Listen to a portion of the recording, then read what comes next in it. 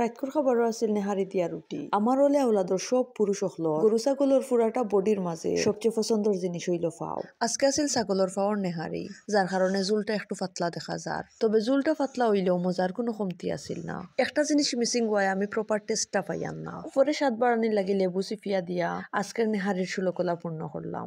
একদিকে নেহারি রেডিওর, অন্যদিকে বেলফয় টক জাল মিষ্টি আচার বানানির প্রসেসিং চলে। আসসালামু আলাইকুম, হ্যালো এভরিওয়ান, কি অবস্থা সব? আশা করি ভালো আছেন, আমি আল্লাহর রহমতে ভালো আছি। প্রথমে সবরে ওয়েলকাম জানাই আর আমার পেজ এবং নতুন একটা ডেইলি ব্লগ। যে যেখান থেকে আমার আজকের এই ব্লগটা দেখা শুরু করছেন সবরে অসংখ্য ধন্যবাদ। আর আমার পেজ নতুন হইয়া থাকলে অবশ্যই সাবরিনাস লাইফস্টাইল পেজ একটা ফলো দিয়ে রাখবা নতুন নতুন ব্লগ দেখার লাগি। প্রায় বিকাল থেকে নেহারি রান্নার প্রস্তুতি চলে, তবে ছাগলের ফাও করে বেশি সময় লাগছে না। গরুর ফাও হইলে রানতে বেশি সময় লাগে, আর নেহারি যত বেশি জাল দেওয়া হয় তত বেশি মজা লাগে। যেহেতু ছাগলের ফাও কারণে জুলটা একটু পাতলা হয়ে গেছে, তবে রাধুনি বালা আসলা করে খুব বেশি মজা হয়েছে। আজকের নেহারিটাও আমার শাশুড়ি রান্ধিছ, আর ইতা রান্দার লাগি তাইন এক্সপার্ট। বিকাল থেকেও নেহারি জাল দেওয়া ওর রাত রুটি দিয়ে খাওয়ার লাগে। তো একদিকে রুটি বানানি ওর, অন্যদিকে আমরা খাওয়াও শুরু করে দিচ্ছি, কারণ ইতা গরম গরম না খাইলে মজা লাগে না।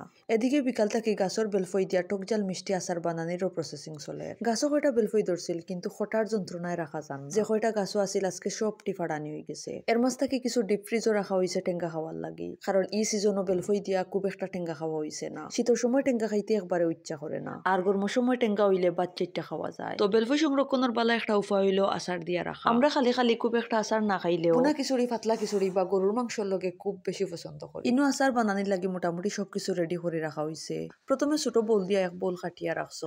আচার যেহেতু শুকাইয়া কমি যাব, কইলাম যে আরো কয়টা দেও। ইগুন আগে খাটিয়া দইয়া রাখায় গার পানি পুরা শুকাই গেছে। এরপর কমই যাব করিয়া আরো কয়টা বেলফই দইয়া একটা জুড়ির মাঝে রাখা হয়েছে পানি জড়ার লাগি। আচারের মাঝে আমার সবচেয়ে বেশি মজা লাগে বেলফইর আচার আর আমর আচার। টকজাল মিষ্টিটা আচার এমনি খাওয়ার চেয়ে খিচুড়ি বা গরুর মাংস দিয়ে খাইলে বেশি মজা লাগে। ইনো 12 আস্তা মশলা বাজিয়া ফিসিয়া গুড়া করে রাখা হয়েছে, লগে শুকনা মরিচও গুড়া করে রাখা হয়েছে। মশলার গ্রানে পুরা গড় লই লাইছে। ইনো সরিষার তেল আনানি হয়েছে 2টা।